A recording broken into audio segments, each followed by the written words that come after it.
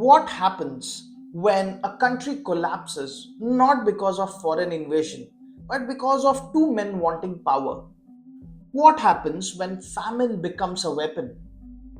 What happens when the world looks away and the war becomes one of the worst humanitarian disasters of the 21st century and barely anyone's talking about it?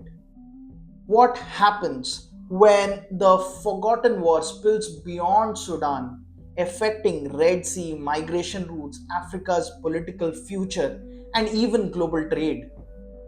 This is the story of Sudan, a story of war that the world has forgotten but can no longer ignore. Let's talk about Sudan's war in this episode of Dev This Side.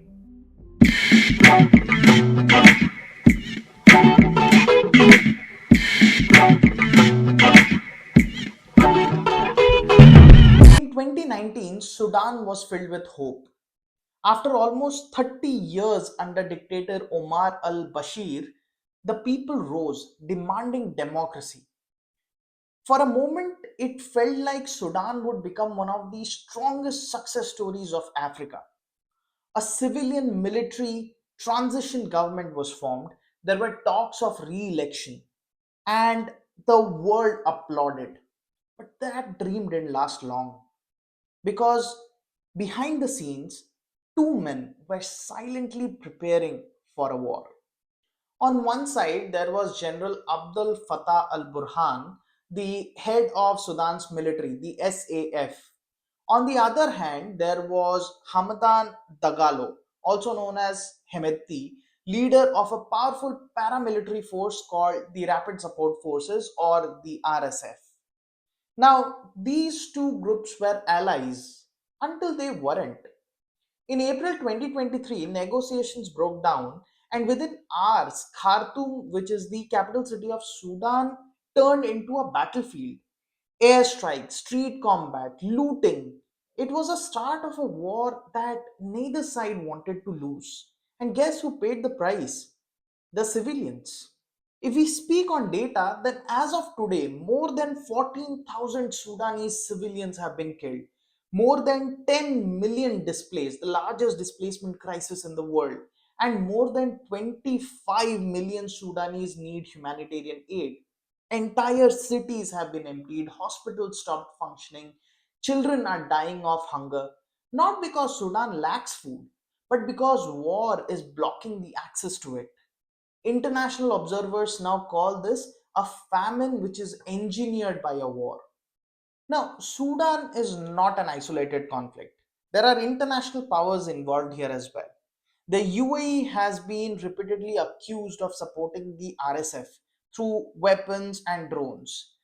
Egypt quietly backs the military, whereas Saudi, US, and African Union have attempted peace negotiations, but neither of these two sides trust peace.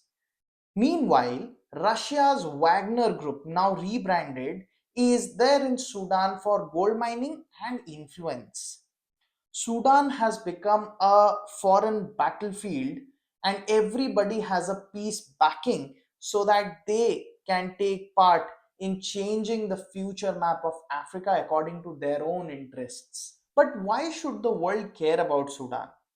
Because Sudan sits right beside Red Sea, one of the most important shipping lanes in the world today. Almost 12% of global trade passes through this waterway. A destabilized Sudan would mean piracy, migration wave towards Europe, and armed groups pushing into neighboring countries like South Sudan, Chad, and Ethiopia. But there is another factor into consideration. Sudan has gold, oil, and rare minerals. Some of these elements include elements that power technology and defense systems. Whoever controls Sudan does not just control the land, they also control rare earth minerals and an important and strategic maritime corridor. Sudan stand at a crossroad, and none of the paths are easy. Does the RSF or the SAF take full control of the country and form military dictatorship? Does Sudan split into two or more countries? Or will the international pressure force peace? Right now, no one knows. But one thing is certain: the longer this war continues, the harder it will be to build or rebuild Sudan, a nation with history, culture, and people who simply wanted democracy. Sudan is not just the headlines, it's a warning. It's a reminder of how fragile nations can be, how quickly hope can collapse, and how silence allows tragedy to grow. If the world keeps ignoring Sudan, the cost wouldn't be local, it will be global. So that's it for today, guys. I hope you liked the video. If you enjoy watching our content, please do subscribe to the channel because we are going to break down geopolitics and economics in a way that makes sense for all of us. See you in the next episode. Till then, stay happy, stay diplomatic. This is Dev this side signing off. Peace.